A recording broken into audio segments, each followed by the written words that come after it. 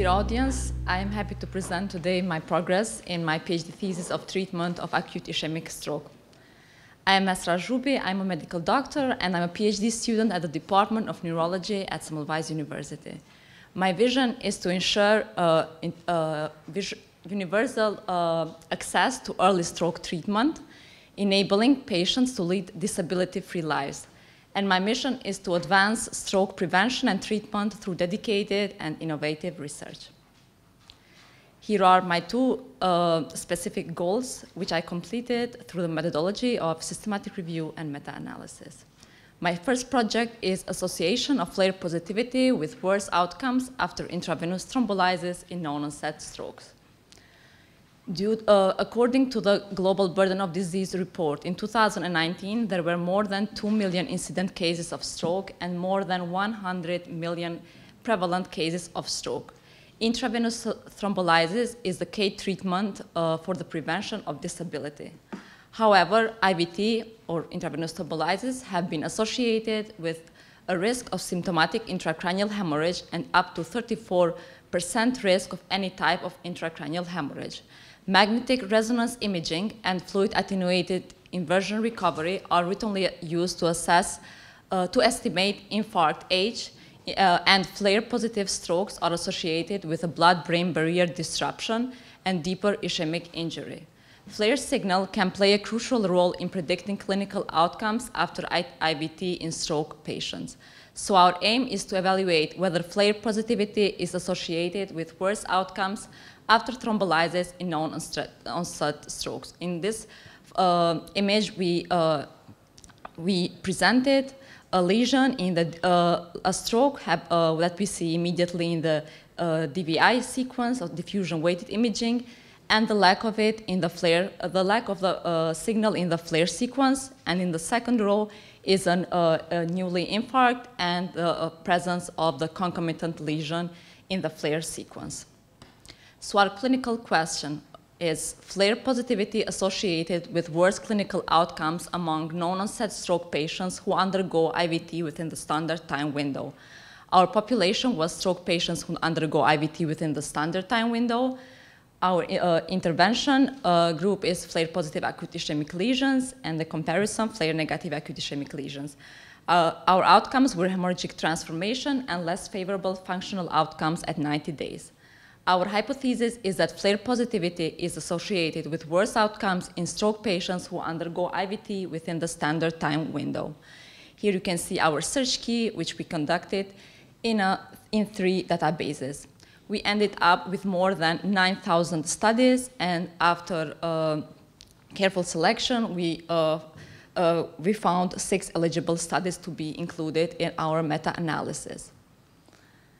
So here you can see a Prisma flow chart of our study selection. Our first outcome was hemorrhagic transformation, which was the presence of a hemorrhagic hemorrhage in the lesion in the follow-up imaging 24 hours after the treatment.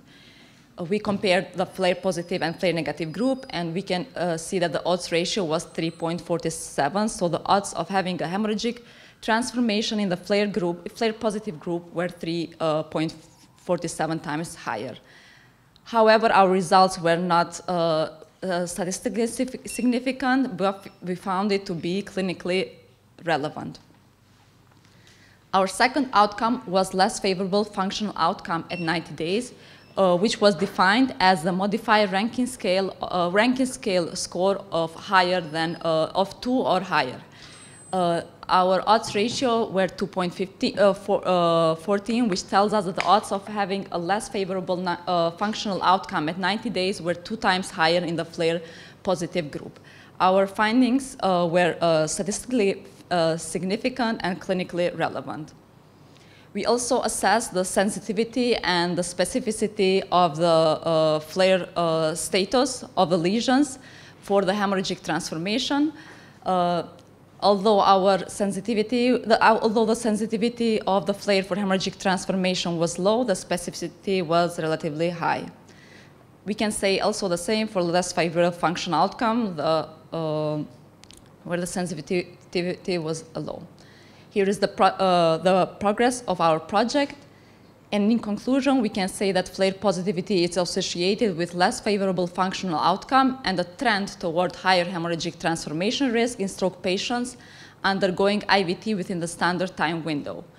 Our implications for practice is that flare can be can be used for risk assessment and clinical decision making. We can use it in our practice to predict improvement, but also to help us in management of the patient post-thrombolysis, like when to, identifying the patients who need intensive care unit, closer follow-up, or when to start the antithrombotic treatment for the secondary prevention. Our implications for research are that we need further prospective study and adjusted analysis, also external validation to refine the role of the flare and to define whether it acts as an independent predictor of outcome. And also certification of the population in this study based on the stroke severity. Here is we have submitted our study in the Journal of Stroke and Cerebrovascular Diseases. Our second project is bridging therapy versus direct endovascular thrombectomy in basilar artery strokes. Posterior circulation strokes are associated with severe neurological impairment and a potential risk of fatality. Especially strokes in the basilar artery exhibit morbidity and mortality between 85 to 95% if left untreated, as intravenous thrombolysis doesn't yield sufficient acute reperfusion rate, and the vascular thrombectomy is the most promising therapeutic option for basilar artery strokes. Recent studies have shown that bridging IVT and EVT results in higher reperfusion rates and better clinical outcomes. So our aim is to compare clinical outcomes and mortality rate among acute basilar artery stroke patients who undergo bridging therapy and direct EVT. Our clinical question is, does bridging intravenous thrombolysis and endovascular thrombectomy results in better outcomes than direct EVT in basilar artery stroke patients?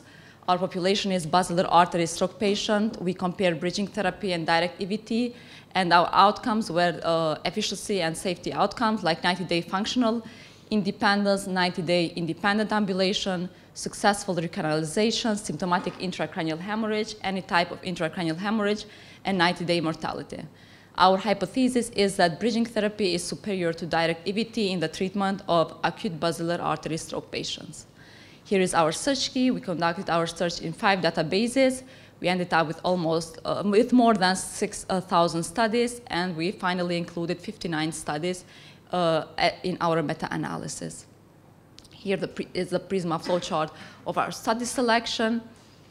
And our first outcome is the functional independence, where we see that the patients undergoing bridging therapy had higher odds of having functional independence at 90 days compared to the patient who went direct EVT. The same is also for the independent ambulation, where the patients who went bridging therapy had higher odds of being able to walk independently at 90 days compared to the patients who went direct EVT. However, regarding our outcome of successful recanalization, we did not find significant differences between the two groups, and neither we can say for the symptomatic intracranial hemorrhage or any type of intracranial hemorrhage. When it comes to mortality at 90 days, the odds of having the rates of mortality were lower in a group being treated with bridging therapy compared to the group being treated with direct EVT. We also conducted a subgroup analysis for our main outcome of functional independence at 90 days, as there were studies including patients who had different occlusion sites, like in basilar artery and vertebral-basilar artery occlusion, and we did not find any. The treatment was significantly beneficial for both groups, but did not find any significant differences. We also conducted subgroup analysis based on the study side, because the practices of treatment are different in different regions of the world. Also for the treatment window for EVT and stroke severity based on the National Institute of Health stroke scale. This is the progress of our study. In conclusion, bridging IVT and EVT for patients with basilar artery occlusion leads to higher rate of functional independence and lower mortality rate without increasing the rate of intracranial hemorrhage compared to direct EVT. Our implications for future research is that further randomized control trials are needed with certified population based on critical factors such as stroke severity, time from symptom onset to treatment, and adaptive trial design, which would identify patient subgroup most likely to benefit from extended treatment window. And we would also suggest standardized and long-term follow-up, as the longest time that these patients were followed up was 90 days. We have submitted our manuscript to the Neuroscience Journal, and it's currently under review. In summary, these are the 2 studies which we aim to complete.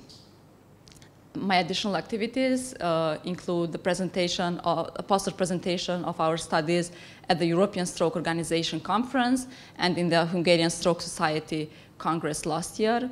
Moreover, with my department, we published an interesting case report. I want to conclude my presentation with the quote of Miller-Fisher: "We learn neurology stroke by stroke." Thank you for your attention.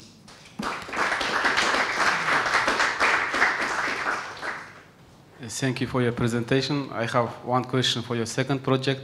Is there any randomized control trials about your second project? If yes, it's included for your analysis? Thank you for your question. There is no specific randomized controlled trial completed that studied that compared the bridging therapy and direct EVT on basilar artery strokes. There are randomized controlled trials such as BASICS, Bausch, Attention, BEST that studied the effect of EVT in basilar artery strokes compared to the best medical treatment, and we could not extract the data from these trials, the data of those that have been also thrombolyzed. However, there are ongoing clinical trials right now, such as Attention 4, which is studying is directly comparing the effect of bridging therapy and direct EVT in basilar artery strokes, and there is also Post-Eternal, which is studying the treatment with Tenecteplase in basilar artery strokes and beyond 4.5 hour standard treatment for IVT. So it's up to 24 hours. What I learned from your first project is that quite a little number of studies dealing with this issue. Yes. Is there any barrier that prevent you to do your own study about this?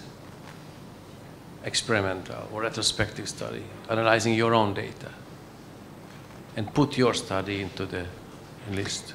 This is actually the long-term plan. Yeah, that is the only reasonable plan. Because it's even if you go before some slides, 3 studies, and like 15 years old, 10 years old studies, so I think there is room to do something. Yes, together with my supervisor, we thought that we wanted to do maybe a review of the current literature and see where we stand, what are the gaps regarding the flare, and maybe what, also in our original study, what can we look in the future, like what can be the possible confounders, to learn something from the existing literature and then maybe conduct a... Yeah, but is flare is done in Hungary? Yeah, I mean, it's a common practice when we do the imaging of stroke to do it in the sequences like DVI, diffusion weighted imaging, and flare are immediately done. Like we can see the lesion immediately in... Why the reason might be that there are not enough studies is because flare is more used in wake-up stroke. In the strokes that we don't know when is the timing that the symptoms start, so we use it somehow as a tissue clock, so we can compare the lesion that we see in DVI and flare, and if there is a mismatch, then we see that there is a salvageable tissue. So there is a penumbra, and that is the context where flare is more utilized. But by looking at the literature and we decided to do the study, we saw that also the flare, the general agreement is that the lesion doesn't appear in the flare sequence until 4.5 hours have passed, and that the vasogenic edema have developed and maybe the infarct have developed fully. But from these studies, we can see that in some patients, the lesion starts to appear in flare earlier. They are more prone to vasogenic edema. As we know that we have also different collateral status and among people, and that's why we have some people who are more vulnerable to stroke. They experience more severe strokes, and in others we can save more tissue. Thank you. Can you tell us something about the post-thrombectomy management, pharmacological management of this? What about the main drugs available in this kind of treatment? Post-thrombectomy. So in the patient who undergoes stroke, we do the treatment of IVT for a smaller vessels, and in the large vessel occlusions like like the carotid artery and the middle cerebral artery and its segments, we do the treatment of the thrombectomy. Usually, if you do the thrombolysis in the 24 hours, we don't do the treatment, antithrombotic treatment or antiplatelet treatment, and after the 24 hours, depending on other comorbidities of the patient, we can continue with the treatment of antithrombotic treatment for the secondary prevention of another stroke or other thrombosis. Do you know any protocols, the drugs? Yes, depending. Available in this kind of treatment? Yeah, I mean, depending on the other pathologies of the patient, we can treat with antiplatelet like aspirin, clopidogrel, and anticoagulants like novel anticoagulants, rivaroxaban, like it's quite famous now, especially in the patient who have atrial fibrillation, as that is a common comorbidity in patients who have experience a stroke, but also other anticoagulants. As we know, let's say a patient has heart valve replacements, and in the artificial heart valve replacement cases, this treatment like rivaroxaban, like direct oral anticoagulants are contraindicated. These are very good, these are specified in a very certain way in the guidelines of European Stroke Organization. Thank you. So I was really interested in the bit where you said that the results did not reach statistical significance, but you nevertheless feel that they are clinically significant. Relevant. Or, okay, relevant. So I would like maybe if you could elaborate a little bit on how you approach situations like this where the evidence doesn't really, you know, support a certain way of clinical decision making. But nevertheless, you feel that there may be something behind it. How do you approach situations like that? Yeah, okay. I said like that exactly for this forest plot. We see that there is when we look at the forest plot, we see like all the studies wherein we're showing like a tendency to be like also the rate of the hemorrhagic transformation was higher in the group of flare positive patients. So let me, it was let's say 1/3 of the patient from the flare positive group had hemorrhagic transformation, and 1 out of 6 patients in it's a close estimate, maybe I'm not right, in the flare negative patient group have hemorrhagic transformation. So we see that the hemorrhagic transformation is maybe twice as common in the flare positive group. So maybe while this is not enough to draw a conclusion, we don't have statistically significant results, this should maybe push us to do more research. We should include maybe bigger samples, look for the other confounding factors like stroke severity, the age of a patient, their comorbidity, and see maybe if our results make sense, if the flare can be used as a single predictor factor or it's impacted by other factors in this sample size. And maybe this would require an RCT or a prospective registry when we can include more patients and maybe offer more qualitative data. Great, thanks very much. No, I enjoyed that. Thanks very much. I had a couple of questions on the flare, the study one. One was, is it an artifact or is it confounded by hyperacute versus acute? You know, the time since the thrombotic event, you know, because it seems to be a marker for damage and a marker for outcomes. But are you able to confound for the time that the scan was done after the initial insult to the brain? Yeah, it's like a part of a protocol used everywhere in every stroke center around the world, that when patients go intravenous thrombolysis, like in this case, cases that we involved in these studies, after 24 hours of the intravenous thrombolysis, you should do an imaging. It's a CT or MRI based on the availability of the center to see whether there was a hemorrhagic transformation in the site of the infarct. So it should not be so, I mean, we can have hemorrhagic transformation everywhere in the brain, but we're seeing hemorrhagic any type, this kind of when in the ischemic lesion, when there was a hemorrhagic transformation, as it is very common complication of intravenous thrombolysis. And the whole struggle with the research in IVT and post-IVT is to find like what are the predictors, how we can predict whether this patient will bleed or not, as we can do the treatment, the thrombin can lyse, the blood flow can be resorted, but after the hemorrhagic transformation, then that will complicate the treatment and leads also to higher mortality rate. So when we do the MRI, which some centers are, we say CT-based, MRI-based, in Semmelweis is neurology department, has the availability of MRI 24 hours. So when we have a patient that we are not very clear, or we can decide to put it directly to MRI, and if the lesion will be, if the infarct happened just recently, the lesion will be immediately visible in diffusion-weighted imaging, so in DVI.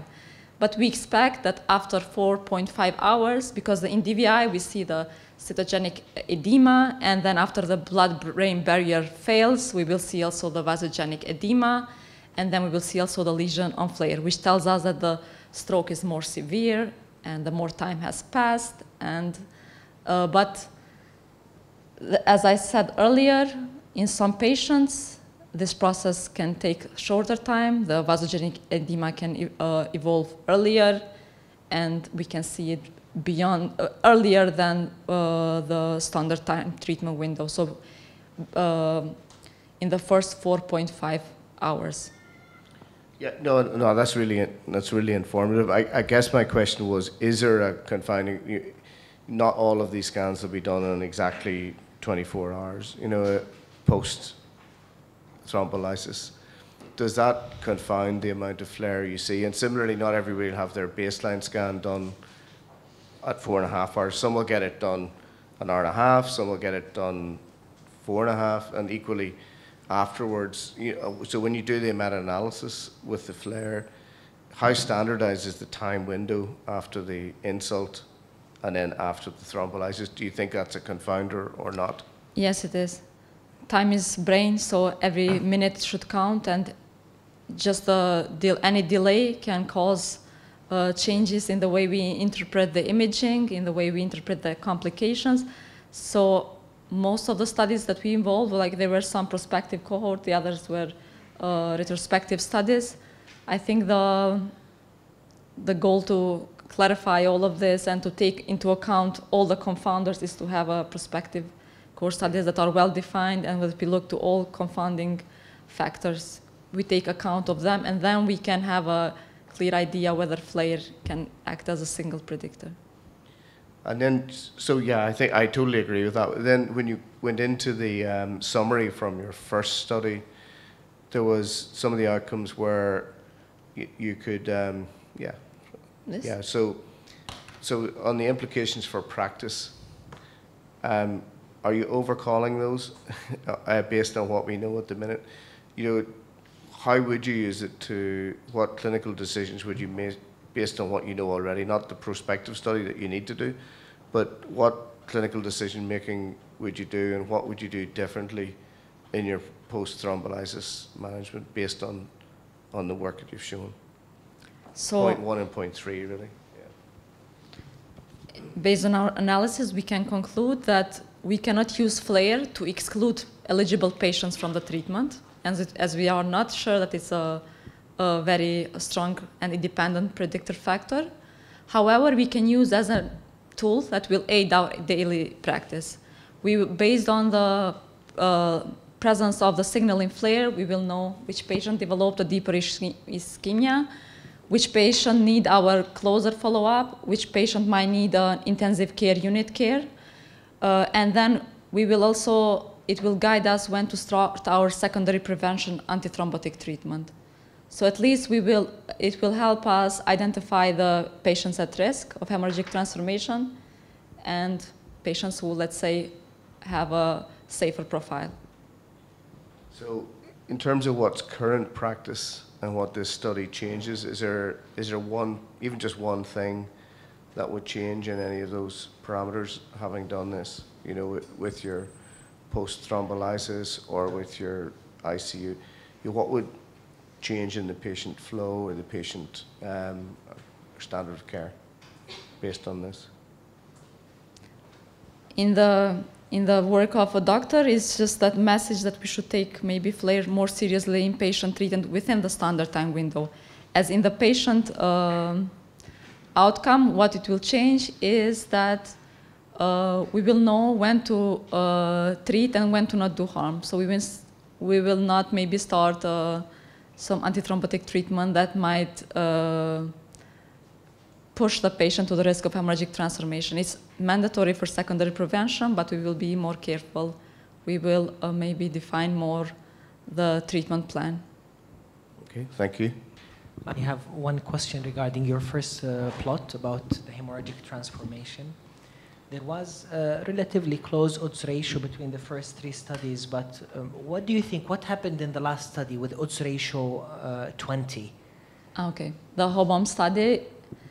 Any clinical characteristics in this study different than the other 3, or what was the reason? Yes, we went through the samples of the studies. We checked them, what were the differences in the baseline characteristics.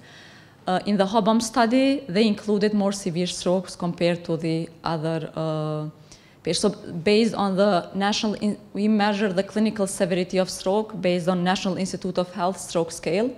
So the sample, the population in the HOBOM study had a higher NIHSS stroke scale, which means that they had patients with more severe strokes who are more likely to have a hemorrhagic transformation and worse outcome.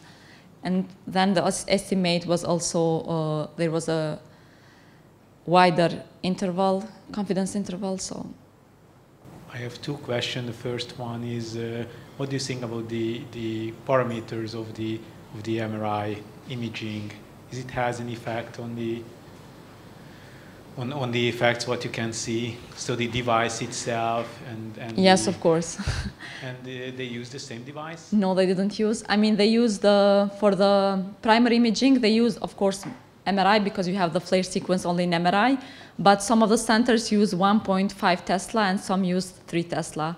So when you use the 3 Tesla, of course, the visualization of the signal and everything will be more clear, more precise. Even though in all studies they used, went through imaging to observers independently. They went through images and then they solved any disagreements with the third reviewer, a neurologist. But yeah, the type of the imaging matters a lot, and I have it in the study. I'm not remembering now in the study characteristics table, but some of the studies use 1.5 Tesla and the other 3 Tesla, so that plays a huge role.